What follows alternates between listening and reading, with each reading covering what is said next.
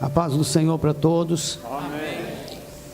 Eu glorifico a Deus por esta oportunidade de poder estar aqui com os irmãos, com esta igreja, conhecendo esse rebanho, mais uma parte dessa grande família de Deus que está espalhada pelo mundo, né? É a minha primeira vez aqui nessa igreja, conhecendo também o nosso irmão Robson, pastor Altamir. Também trago um abraço lá do nosso pastor Reginaldo Loureiro, pertence à Assembleia de Deus em Nova Itaparica, sobre a direção, a presidência, né, do pastor Reginaldo Loureiro. E um abraço também da nossa igreja, para toda a igreja aqui.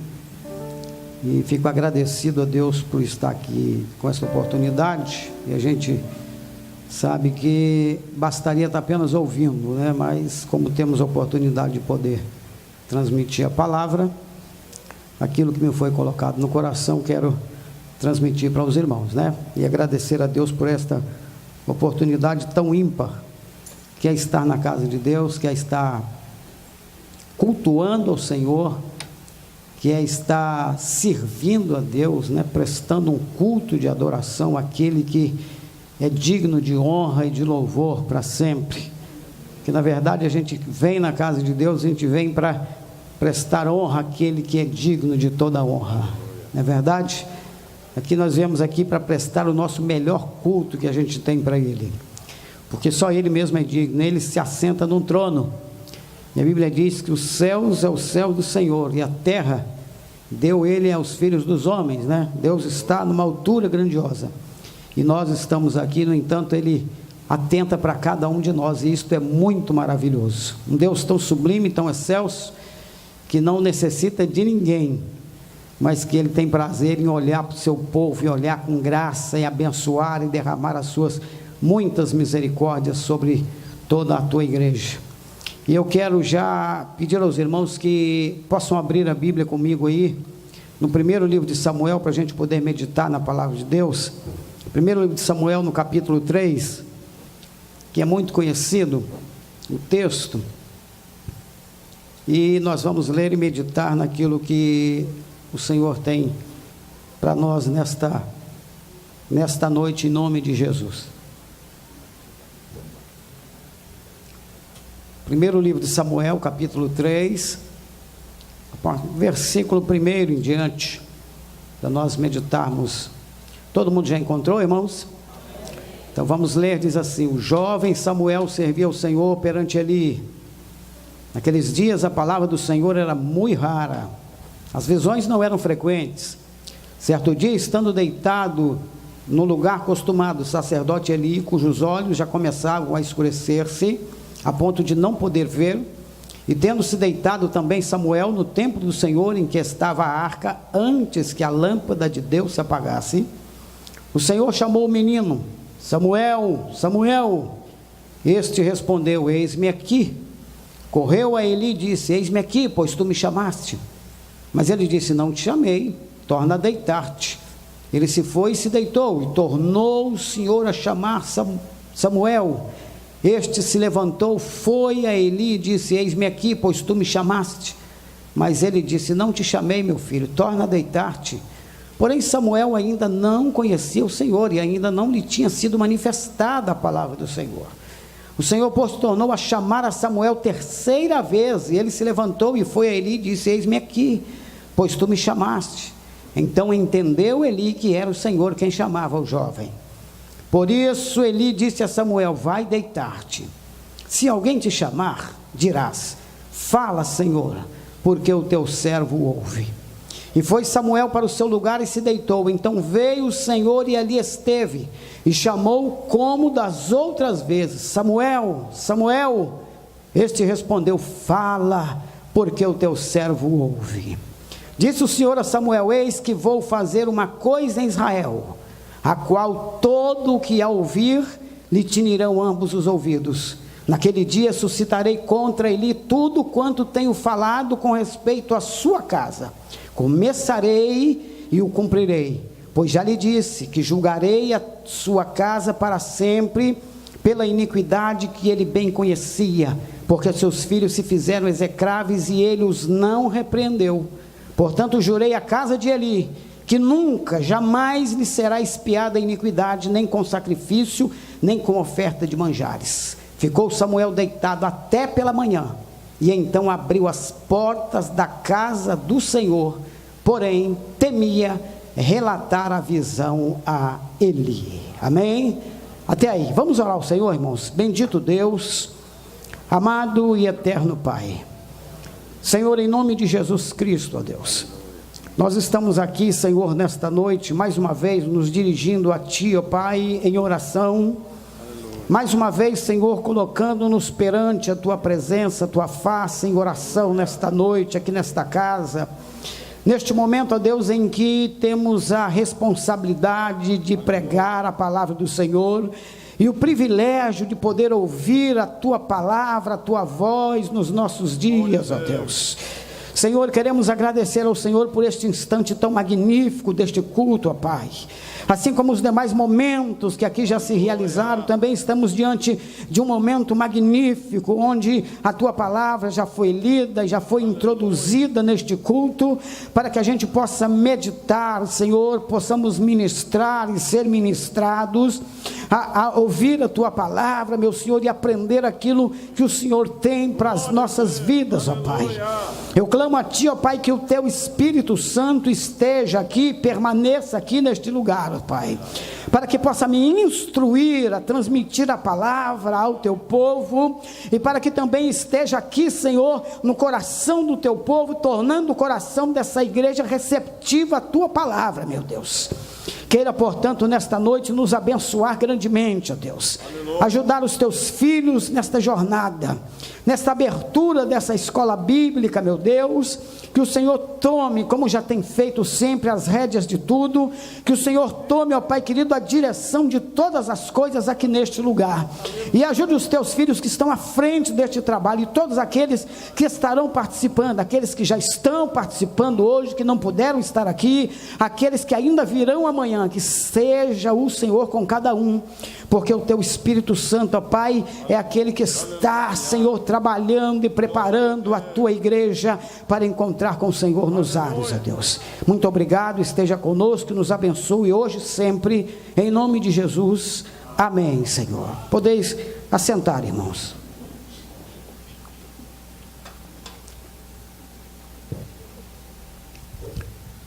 Eu quero nesta noite falar sobre Samuel, um homem chamado em um tempo de crise, um homem que foi chamado por Deus em um tempo de crise. Deus, ele sempre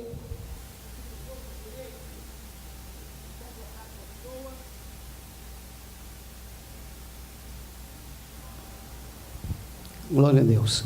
Deus sempre se utilizou do direito, irmãos, de convocar pessoas para que essas lhe servissem seus propósitos.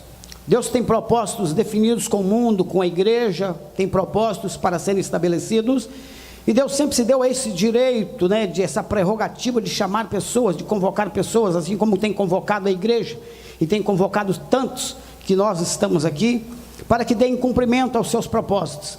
E desta feita nós estamos aqui exatamente diante de um dos momentos em que Deus tem esse instante de necessitar de que alguém fosse chamado, de chamar alguém para dar cumprimento aos seus propósitos, aonde Ele queria. Deus tem, em todo o tempo, Ele sempre teve pessoas que pudessem realizar o trabalho que Ele tinha designado para a nação, ou para a igreja e para o mundo. Desta feita nós estamos diante de um homem chamado Samuel. O interessante é que nós, irmãos, quando a gente olha lá no livro de Abacuque, quando a gente está lendo o livro de Abacuque, a gente vê um profeta preocupado com a situação do seu povo, e esse profeta, ele procura buscar a Deus, para que Deus pudesse intervir na situação do povo. Abacuque olha para a situação da geração em que ele vivia, para a nação que ele vivia, e ele vê um povo todo atormentado, todo cheio de problemas e grandes dificuldades, e ele então apela para que Deus pudesse vir e intervir na situação daquela nação. Abacuque está clamando para que Deus venha e possa intervir no meio daquela nação. Mas quando a gente olha para o livro de Samuel, a gente vê exatamente o contrário. A gente vê também uma nação cheia de problemas e dificuldades, mas a gente não vê mais um homem buscando Deus para que ele pudesse intervir. A gente vê um Deus que está preocupado e que está procurando um homem que pudesse, na verdade, agir em seu favor no meio de uma nação que ele precisasse. Aqui Deus está convocando alguém. A preocupação aqui é da parte de Deus. A preocupação é da parte do Senhor para que alguém se dispusesse a se levantar para realizar os intentos que ele tinha como propósito para realizar no meio do seu povo. E eu fico observando que Deus chamou tantas pessoas para a obra do Senhor. Ele chamou a Jeremias, ele chamou a Elias, ele chamou a José, chamou a Moisés, chamou a Davi, chamou a Sansão, chamou a Jefté, chamou a tantas outras pessoas, a Paulo, a Pedro, a Amós, tantos outros profetas que Deus chamou. E na verdade Deus nunca escondeu os motivos que ele queria, e também nunca deixou obscurecida a situação em que esses homens e mulheres de Deus que foram chamados iriam enfrentar para cumprir os propósitos divinos. Deus nunca deixou escurecido ou nunca iludiu ninguém, mas sempre mostrou que o chamado de Deus para realizar uma obra tinha um custo, tinha um peso e tinha uma situação dificultosa, e que estes homens e mulheres precisavam estar preparados para poderem atuar diante de Deus e diante dessas situações. Deus chama Samuel no momento de crise, um dos piores momentos em que a nação de Israel, a religião de Israel estava vivendo uma dificuldade muito grande. Deus chamou aquele homem, aquele jovem, para poder realizar um grande intento, uma grande obra, e era um momento de crise. Samuel estava sendo convocado e desafiado por Deus para poder realizar uma obra no momento de uma crise muito intensa. A nação não estava vivendo um momento tranquilo, a nação não estava vivendo um momento gratificante, muito pelo contrário, eles estavam vivendo alguns instantes de crise naquele momento. E uma das crises em que a nação estava vivendo era uma época de decadência moral e política dentro daquela situação da nação de Israel. Samuel foi chamado dentro de um momento como aquele, um momento de decadência moral e política, porque se nós observarmos o livro de Samuel, é um livro subsequente ao livro dos Juízes, e todo mundo sabe que o livro dos Juízes foi uma história das piores que existiu na época de Israel. O livro dos Juízes é um livro onde não tinha liderança centralizada. O livro dos Juízes foi um livro em que não tinha um líder centralizado para dominar aquela nação. De tempo em tempo, Deus levantava um juiz para livrar a nação, porque aquela nação estava vivendo um momento de anarquia, um momento em que o relativismo estava tomando conta da nação. Era um momento em que não haviam valores absolutos, era um instante em que a Bíblia diz que não havia rei em Israel, e cada um fazia aquilo que achava mais reto, ou seja, cada um tinha a sua verdade, cada um fazia e criava a sua própria verdade para viver por ela, ou seja, aquilo que alguém achava que era verdade para ele, ele vivia por aquilo. Se o outro achasse que aquela não era verdade, ele criava a própria verdade dele, fazia dela uma verdade e passava a viver. E a Bíblia diz assim: naqueles dias não havia rei em Israel, e cada um fazia o que achava mais certo. Ou seja, o relativismo é quando os valores absolutos já se perderam, não existe mais valor absoluto, não existia. E hoje a gente está exatamente numa condição como essa. A gente está vivendo num mundo, num submundo, aonde os valores absolutos já foram negligenciados. Aquilo que é verdade para você hoje pode não ser verdade lá para o seu vizinho. Aquilo que é verdade para mim pode não ser verdade para um amigo ou para um parente. A gente está vivendo num momento como este, e Samuel foi chamado numa situação como essa, foi chamado numa época época de pragmatismo. E o que é o pragmatismo? Pragmatismo é tudo aquilo que funciona, é tudo aquilo que dá certo. Ou seja, se a mentira dá certo, a mentira é o que vai atuar. Se a corrupção é o que dá certo, é a corrupção que vai atuar. Mas foi numa época dessa que Samuel foi chamado para trabalhar, porque na verdade Deus, irmãos, Ele precisa de homens e mulheres, precisa de uma igreja para enfrentar e bater de frente de todas essas situações que nós estamos vivendo no mundo. E o pior é que acontece, irmãos, é que essas situações que estão aí fora estão tentando agredir e invadir a igreja. A nação de Israel estava vivendo um momento sem identidade, estavam vivendo em crise de identidade. Sabe por quê, irmãos? Porque eles não queriam mais ser como eles próprios. Eles disseram assim, ó: nós queremos agora ser como as outras nações, nós queremos ter um rei que nos governe. E esse é o momento em que lá fora está vivendo. E às vezes, se a gente não tomar cuidado, essas coisas começam a acontecer dentro da igreja. Estamos vivendo um momento crítico, porque olha, presta atenção, a própria igreja hoje parece que não está mais valorizando a sua própria identidade. Igreja hoje não quer ser chamada mais de igreja, crente hoje não quer ser chamado mais de crente, igreja hoje já perdeu o nome de igreja, agora já passa a ser comunidade, já estão arrumando um monte de nome, e agora já os crentes já não querem nem mesmo mais ser chamado de crente, é chamado de fulano, cicrano, beltrano, porque nós estamos vivendo uma crise. Mas é no momento como esse que Deus está precisando de pessoas que estejam dispostas a enfrentar essa crise e proclamar que o nome de Deus ainda tem que ser estabelecido nessa terra. Aleluia! Glória ao nome do Senhor. Nem mesmo os cultos têm nome de culto, agora é reunião, porque nós estamos perdendo a nossa identidade. A nação de Israel queria ser como as outras nações, mas aqui não, irmãos. Aqui ainda a gente vai ter que ter e chamar que isso aqui é a igreja verdadeira do Senhor, a noiva de Cristo, aquela, a esposa de Deus, aquela que o Senhor resgatou. É um momento de dificuldade e Deus está precisando de você. Deus está precisando da gente.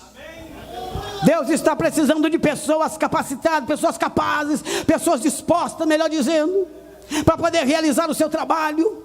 Samuel está vivendo um momento, e esse um desses momentos é uma época de decadência moral e política.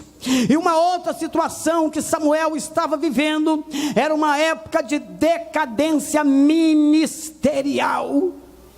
Samuel foi chamado numa época de decadência ministerial. Mas que decadência era esta? Ele foi chamado, aquele moço, aquele rapaz foi chamado porque estava acontecendo um momento de decadência ministerial. Ou seja, Deus estava sofrendo com a presença de um ministério desmantelado, pastor. Deus estava sofrendo com a presença de um ministério totalmente desmantelado. Havia falência no sacerdócio, no ministério. Deus estava destituindo Eli e a seus filhos, porque não estavam andando de acordo com a vontade e o chamado de Deus. Diz a Bíblia que aqueles filhos de Eli eram considerados como filhos de Belial, eram sacerdotes que não conheciam ao Senhor, a quem eles deveriam seguir. Eram prepotentes,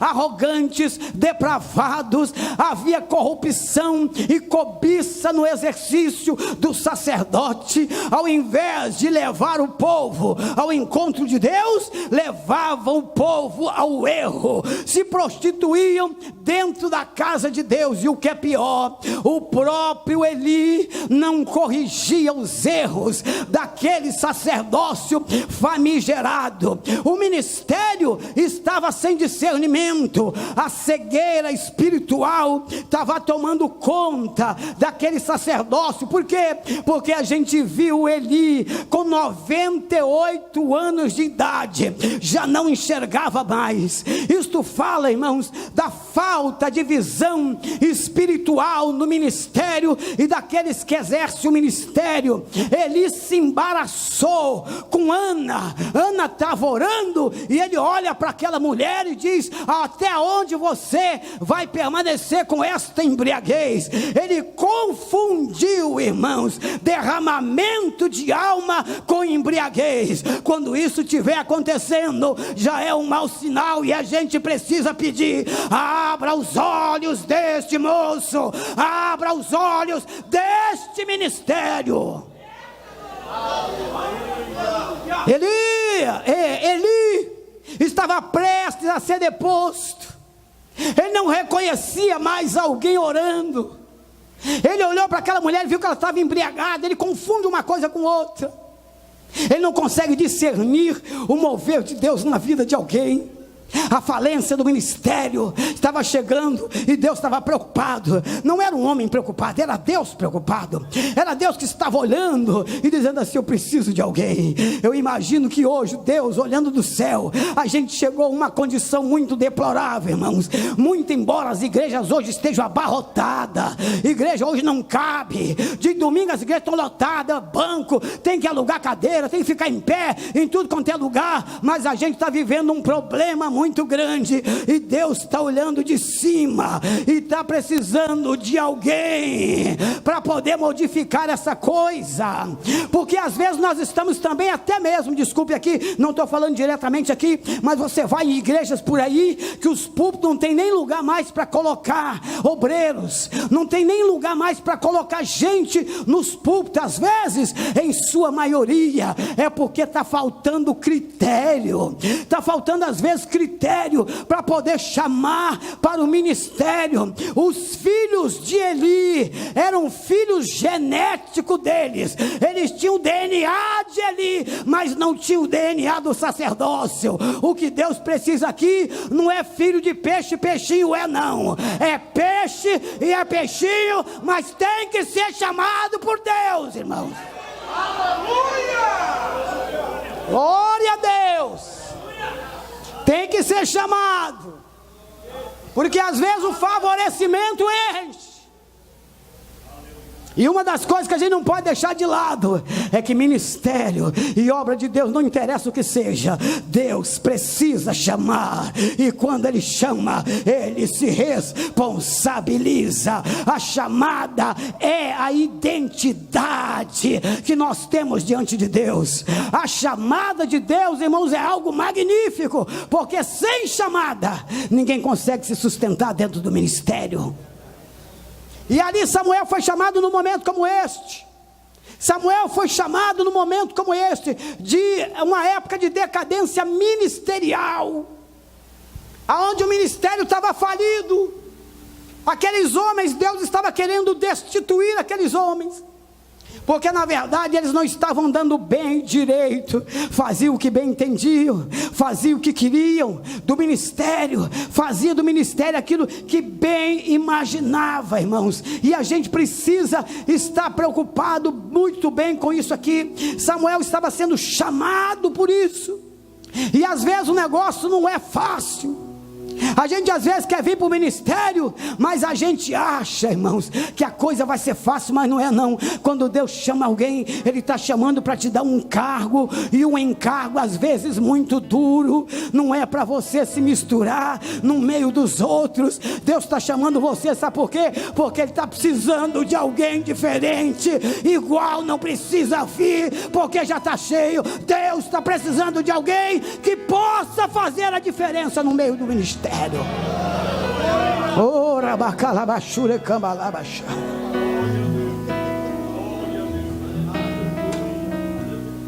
Deus olha de cima e vê o ministério falido, e Ele está chamando alguém, precisando de alguém, e olha para dentro do santuário e diz: Samuel, Samuel. E Samuel diz: eis-me aqui. E Deus continuava chamando aquele moço. Deus não olhava mais para fora. Deus não olhava o sacerdócio chamando Eli. Não, era Samuel. Os filhos de Eli, não, era Samuel que Deus queria. A decadência moral e política, grava aí. A decadência ministerial. Eli e seus filhos falidos. E Samuel estava para enfrentar uma decadência espiritual. A decadência espiritual. Isso aqui fala muito com a gente. A chamada dele foi uma chamada para enfrentar um período, uma época de decadência espiritual. E Deus vai procurar ele. Deus vai procurar aquele moço, aquele homem, aquele jovem. E essa decadência espiritual era resultante de uma história deles revestida de fracasso espiritual, de sobe e desce, de sobe e desce, de sobe e desce. Eles vieram, a geração de Samuel aqui, esse contexto de Samuel era uma geração que tinha vindo de 350 anos de oscilação espiritual. A geração de Samuel era a geração dos juízes, que tiveram 350 anos aproximadamente de oscilação espiritual. Uma hora estavam bem com Deus, daqui a pouco eles caíam, iam para o pecado. Aí Deus mandava um opressor, eles começavam a gritar e clamar. Deus mandava um libertador, eles ficavam em paz. Daqui a pouco voltava de novo para o pecado. Deus mandava outro opressor, eles gritavam socorro de novo. Deus mandava um libertador, ficava tudo em paz e eles caíam de novo. 300 anos nesse vai e vem. Oscilação espiritual. Não sabe se fica, não sabe se vai. Uma hora está dentro da igreja, outra hora não está. Parece o carnaval, eu estou fora. Acabou o carnaval, eu estou dentro. Parece o Natal, eu estou fora. Acabou o Natal, eu estou dentro. Ele estava enfrentando essa dificuldade. Oscilação espiritual. Os homens tinham casado com mulheres estrangeiras. Hoje já misturou tudo. A queda fatídica da igreja é porque a gente está esquecendo das nossas raízes. Estamos nos misturando com aquilo que não vale nada mais, com aquilo que irrita os olhos de Deus. E a decadência espiritual começa a entrar dentro da igreja. E é crente fraco, é crente acabado, é crente cabisbaixo, crente que não aguenta a luta. Por quê, irmãos? Está misturando com as coisas lá de fora. E Deus fica afastado dessas coisas. A decadência espiritual era devido à condição daquela geração. Que geração era aquela? A geração de Josué, a geração que veio depois de Josué. A Bíblia diz lá em Juízes capítulo 2, versículo 10, que diz que Josué morreu, foi sepultado, e que aquela geração de Josué morreu e foi sepultada. Aí diz assim, ó, e uma outra geração que não conhecia o Senhor se levantou naquele lugar. E a decadência era devida exatamente a esse tipo de coisa. Josué foi aquela geração que viu o Senhor, aquela geração que presenciou os seus milagres, aquela geração que seguia Ele pelo deserto. Essa geração parece que sumiu da igreja. Essa geração que segue o Senhor pelo deserto, essa geração parece que já sumiu da igreja. Sabe por quê? Porque hoje esse evangelho mercantilizado aí, esse evangelho mercantil, e a gente vem para a igreja para barganhar, a gente faz campanha para receber emprego, faz campanha para receber bens, faz campanha para comprar carro. Agora quando está na prova, não, Deus, essa coisa não existe. Existe sim. Crente com Deus passa pelo deserto, e é no deserto que a gente vê o milagre de Deus.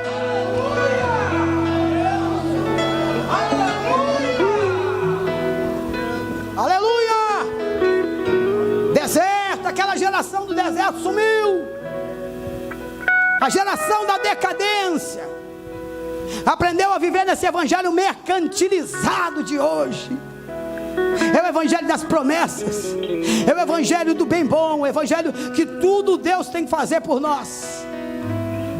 Samuel estava vivendo esse momento de decadência espiritual. Essa decadência era devido à infidelidade espiritual. Escute isso. A decadência espiritual é devido à infidelidade espiritual. E Deus mostrou isso para Israel através do profeta Oséias. Ele chamou o profeta Oséias e disse: vai lá e casa com aquela mulher.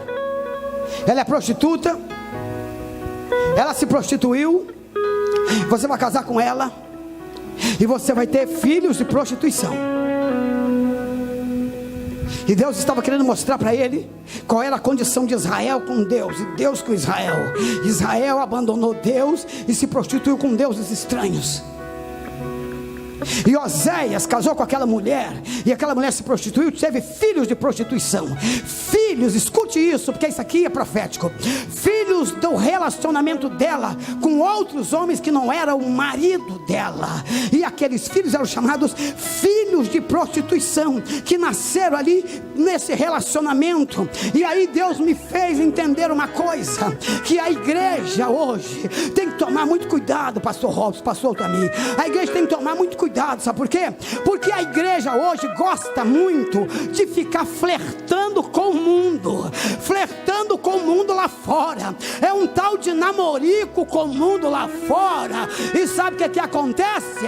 Aí esse namorico está surgindo um monte de gente, está flertando com o mundo e está vindo todo tipo de crente para dentro da igreja, porque não se fala mais em arrependimento, não se fala mais em santidade, não se fala mais em pureza. Vai lá para o mundo e diz: vem do jeito que está. Aí vem todo tipo de crente. Que é esse? É crente que vem do relacionamento da igreja com o mundo. Aí nasce esses filhos, chamado filho de prostituição. Crente que está dentro aqui que não tem sequer arrependimento. Mas o Espírito Santo falou comigo assim: fala para a igreja que tem que acontecer aqui o que o anjo disse para José. Escute.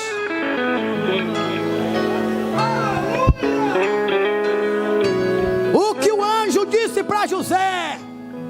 José, quando viu Maria grávida, ele disse assim: não dá certo para mim não. Engravidou, nem me relacionei sexualmente com ela ainda.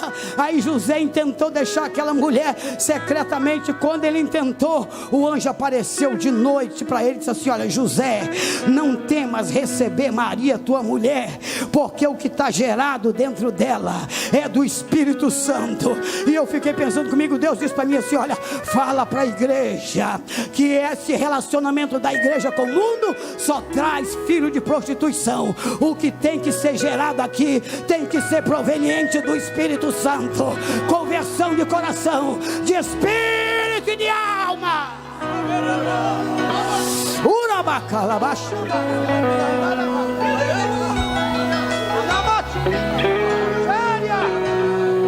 Filhos legítimos, gerados pelo Espírito de Deus.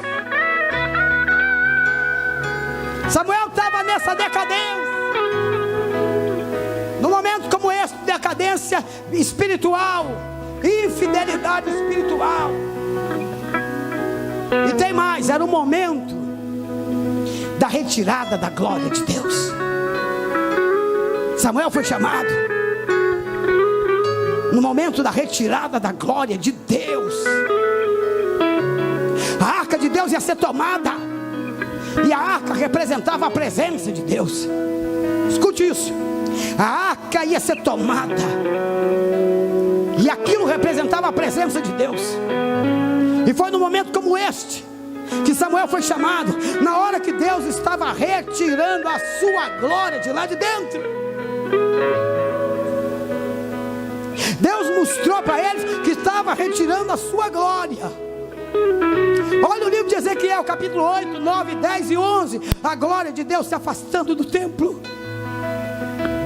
Mateus capítulo 24, tendo Jesus saído do templo. E quando ele sai do templo, depois de alguns anos, aquilo desaba. Porque a retirada da glória de Deus Tira os alicerces, os fundamentos de uma igreja verdadeira. Se nós tivermos aqui, pode ter os maiores teólogos, os maiores professores, os maiores e melhores pastores e administradores, sem a glória de Deus e a presença de Deus, isso aqui não é nada.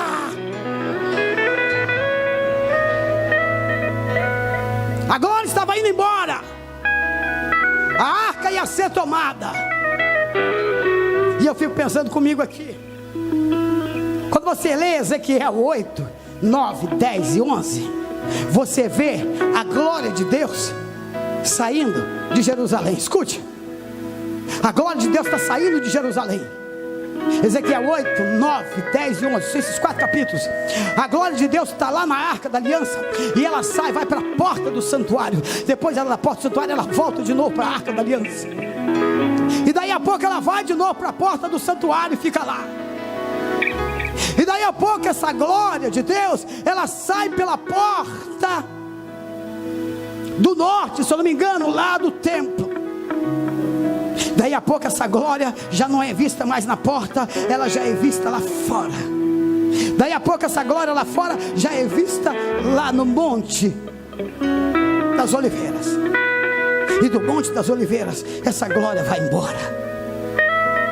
E eu vendo isso tudo, eu lendo essas coisas, eu vejo a glória de Deus está aqui, e ela vai para lá, depois ela volta, depois ela vai de novo, aí de lá ela sai para o lado, do lado ela sai para o monte, do monte ela vai embora, desaparece. O que eu penso com isso, o que eu vi com isso? É que Deus parecia que estava relutante querendo sair.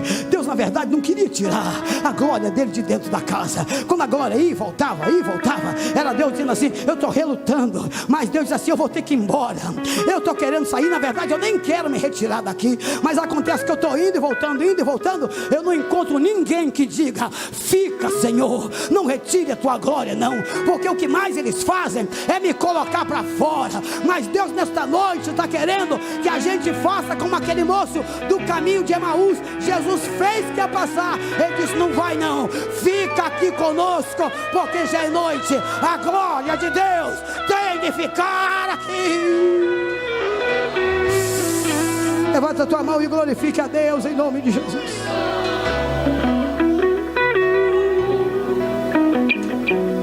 O momento da retirada da glória de Deus. Irmãos, quando a presença de Deus é retirada, o caos se estabelece. E deixa eu dizer uma coisa aqui, presta atenção. A gente se dá por iludido, porque a gente não diferencia duas coisas, pastor: presença e onipresença. Quando a gente não diferencia isso, a gente se dá por iludido. Porque a onipresença de Deus é uma coisa, a presença é outra. A onipresença de Deus é obrigatória. Deus é impossibilitado de ficar fora de qualquer pontinho desse universo, tamanha é a sua grandeza. Mas ele fica porque é a obrigatoriedade. Ele é tão grande que não tem um pontinho nesse universo onde ele não esteja, porque a sua grandeza é excelsa. Agora a presença de Deus é diferente.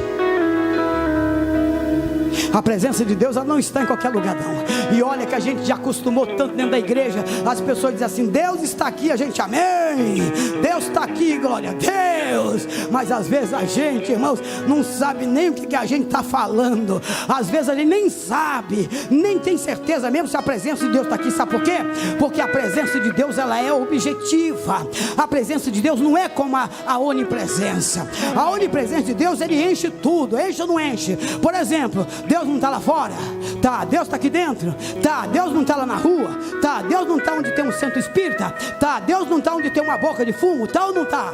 Tá. Deus não está onde tem um prostíbulo? Tá ou não está? Tá sim, com a sua onipresença. Mas a onipresença de Deus, ela não tem valor efetivo para fazer as coisas. Está ali porque é uma obrigatoriedade de Deus, vamos usar essa expressão. Então Deus está ali onipresentemente, mas aqueles que estão vendendo droga continuam vendendo droga, aqueles que estão traficando continua traficando, a prostituta continua se prostituindo, o marido continua traindo a mulher continua traindo o marido. Deus está lá na rua e o povo está matando, Deus está lá na rua e o povo está roubando, Deus está fazendo tudo, Deus está em tudo que é lugar, e o povo continua lá. Sabe por quê? Porque Ele está lá de um modo onipresente. É como se Ele estivesse ali obrigatoriamente, está ali porque tem que estar. Agora a presença de Deus é diferente.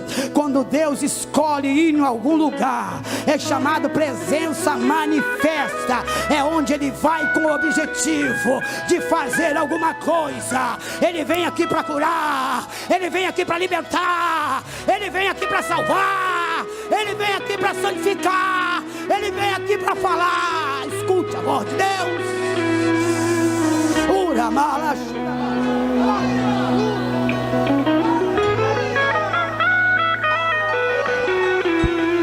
Às vezes a gente diz que Deus está aqui, está presente, mas a gente na verdade nem sabe o que é isso. Está dizendo assim, ó, Deus está aqui, tá, mas está aí no celular passando o WhatsApp pro irmão. Deus está aqui, mas está ali às vezes olhando o YouTube dentro da igreja. Deus está aqui, mas às vezes está pensando lá, mas não está presente não. Porque onde Deus está presente, irmãos, a gente tem que ter a sensação do pecado. Onde Deus se apresenta, tem que ter a sensação do pecado da gente. Sabe por quê? Porque lá no jardim do Éden, Adão e Eva viviam lá. Deus entrava e saía, ia tudo bem. E Deus então estava onipresentemente. O diabo entrou, convenceu, eles pecaram. E depois, quando eles pecaram, não aconteceu nada. Por enquanto não aconteceu nada, pastor. Eles pecaram e ficaram lá. Mas quando Deus resolveu botar o pé lá dentro, e Ele disse: Adão, aonde estás? Aí virou um alvoroço. Aí trata de correr, trata de se esconder, trata de pegar folha de figueira, porque a presença de Deus, ela choca o pecador. Ela tem que trazer sensação de pecado, ela tem que produzir mudança.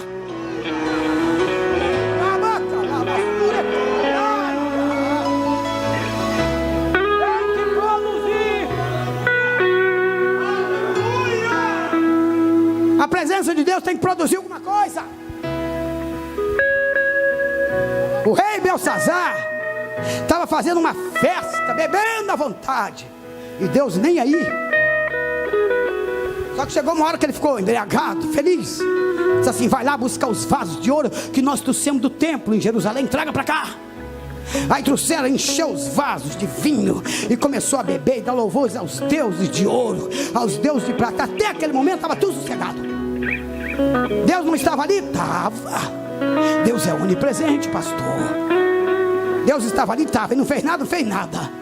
Mas quando eles botaram a mão no vaso de ouro e botaram o vinho lá dentro, e aí começaram a dar louvores aos deuses de prata, Deus falou: aí não, agora não. Deus está sentado no trono, está tudo bem, mas quando meteram a mão no... Epa, peraí, agora não, agora a coisa vai ficar feia. E aí Deus não precisou nem botar, desculpa, a cara lá dentro. Deus não precisou nem botar a cara, porque pra gente assim, Deus não precisa nem da cara. Basta botar um dedo lá e escrever na parede: mene, mene, tekel, ufarsim, contado, pesado e achado em falta.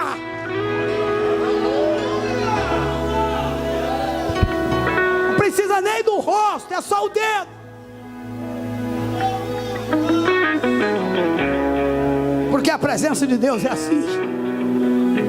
E Deus disse: Samuel, eu estou precisando de você.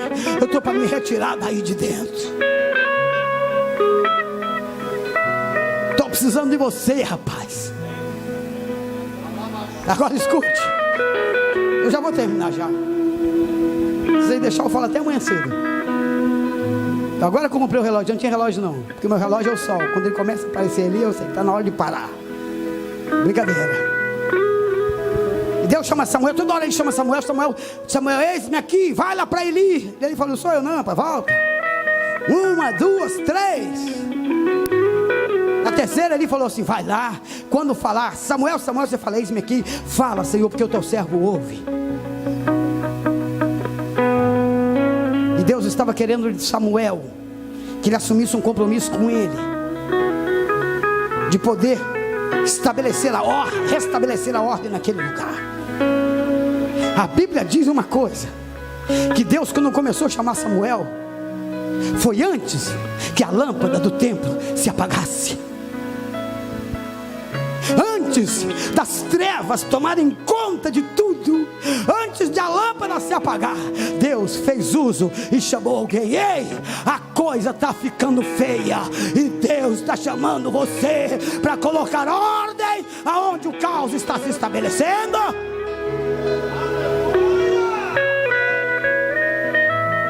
E aí eu pergunto aos senhores, presta atenção, por que Deus precisou chamar 4 vezes ele? Não sei, mas eu imagino. A primeira Deus chama e não fala nada. A segunda Deus chama e não fala nada. A terceira Deus chama e não fala nada. E Deus continua chamando. E a gente às vezes é assim, Deus chama, a gente não atende. Deus chama, a gente não atende. Deus chama, a gente não atende. Sabe por quê, irmão? Porque a gente fica falando assim, Deus, fala o que o Senhor quer comigo. E Deus só fica chamando, vem. Aí você fala assim, fala o que o Senhor quer comigo. Deus fala, vem. Ele fala, fala o que o Senhor quer comigo. O Senhor vem. Qual é o seu plano comigo? Vem. Porque Deus, irmãos, Ele não vai revelar nada para nós enquanto a gente não assumir um compromisso com Ele. Sabe por quê?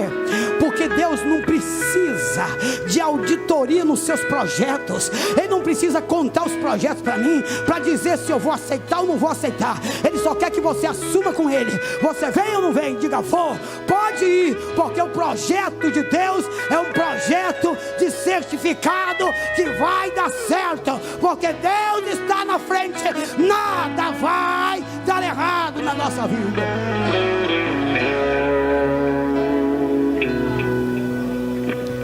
Deus estava chamando aquele homem, e a Bíblia diz assim, que Samuel ainda não conhecia o Senhor. E isso é magnífico. Pode falar, Senhor. A Bíblia diz assim, Samuel, ele não conhecia o Senhor, mas foi esse camarada que Deus chamou.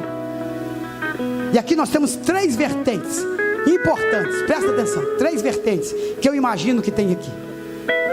Primeiro, ele não conhecia o Senhor, porque às vezes muitos na igreja estão aqui, irmãos, tem tanto tempo de igreja, mas ele nem conhece o Senhor ainda. Arrota a grandeza de que está aqui na igreja tem 15, 20 anos, mas às vezes não tem nenhum conhecimento com Deus assim mesmo, aquele conhecimento tete a tete. Samuel poderia estar assim, mas tem uma segunda vertente, e essa segunda vertente já é melhor. Samuel não conhecia o Senhor, e isso poderia estar sendo dito, que ele estava nas condições apropriadas para Deus moldar ele do jeito que Deus queria. Aleluia.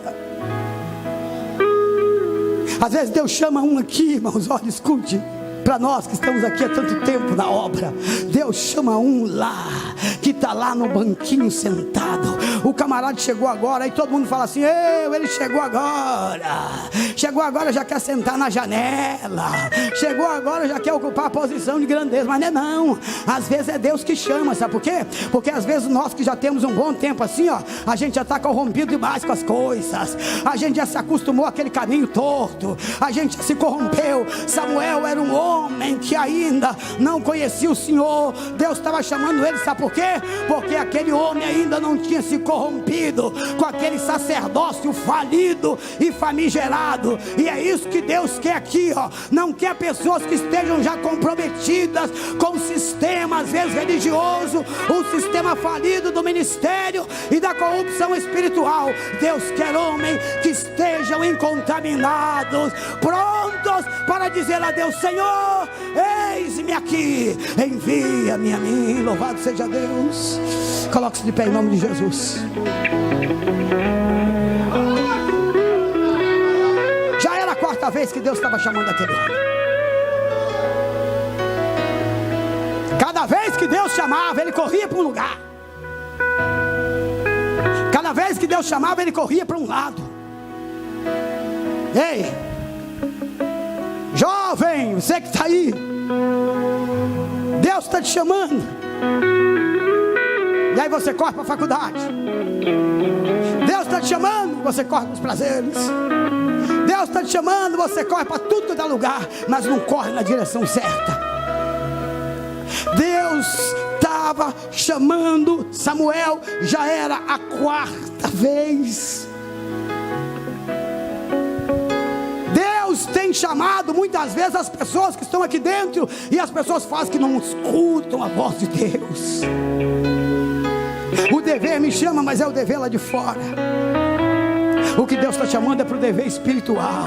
Deus está precisando de você. Você vai enfrentar a batalha, você vai enfrentar uma frente terrível, mas não se preocupe, maior é o que está em nós do que o que está no mundo. Deus te chamou para você poder realizar o trabalho de Deus.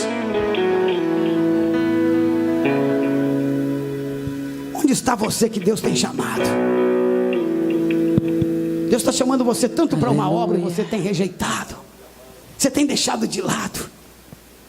Para um momento de crise, é um momento de dificuldade, não é lá fora só não, é crise dentro da própria igreja, é crise às vezes dentro do próprio ministério aqui entre nós, é crise dentro aí dos próprios bancos no plenário. Pode louvar a Deus. E Deus está chamando você. Aleluia. Para você assumir um compromisso com Ele. Aleluia. Jovens, obreiros, homens e mulheres, Deus está precisando de você.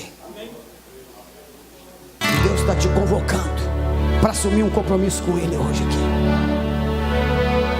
Onde está você? Aleluia. Deus está querendo olhar para você e dizer: aleluia. eu vim aqui, Senhor, mas eu venho. Aleluia. Eu toco meu instrumento, eu dou minha aula de domingo. Deus está muito bom, mas eu quero mais. Eu estou precisando de homem Por toda a minha vida. Estou precisando de gente no meio de uma crise. Ó Senhor, te louvarei. Pessoas fortes, pessoas que estejam dispostas a enfrentar. Pois meu fôlego é tua vida. E Deus está te procurando você. E nunca me cansarei. Deus está procurando você. Porque Ele posso ouvir a tua voz. Deus quer que nós sejamos a boca é dele. mais doce do que o mel. Mas para ser a boca de Deus, primeiro precisa ser o ouvido e ser que o coração. me tira desta cova, que me leva até o céu. Deus sente um ministério que precisa de restauração. Já vi fogo e terremotos que precisa de ser restaurada. Vento e forte que passou. Eu vou começar com um só. Já vivi tantos períodos. É o que costuma se dizer aí: um com Deus é maioria, mas tua voz me acalmou. 1000 Sim, sem Senhor. Deus é a minoria. Tu dá ordem às estrelas.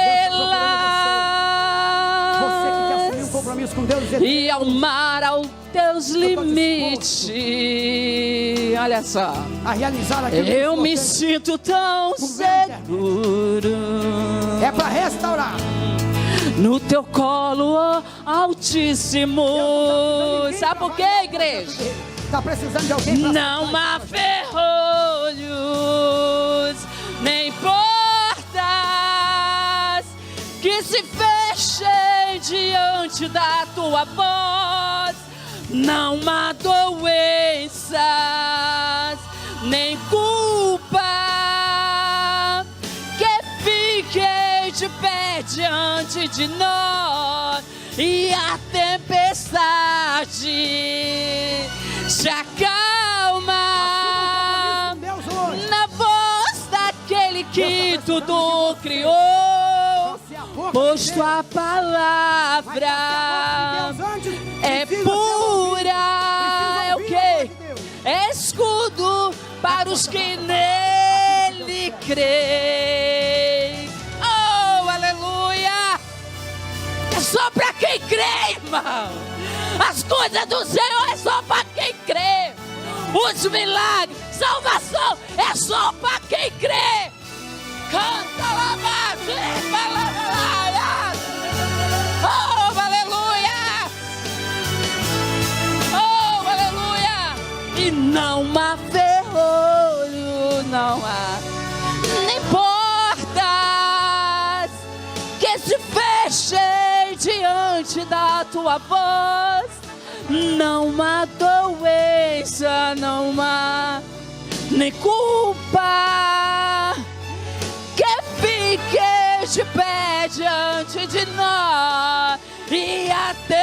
tempestade se acalma na voz daquele que tudo criou, pois tua palavra é pura, escudo para os que nele creem. Oh, aleluia. Maravilha, Jesus. Que Deus possa continuar abençoando. Amados, só está começando, né, a nossa 9ª escola. Louvamos a Deus por esse início maravilhoso, pela forma que Deus falou ao nosso coração.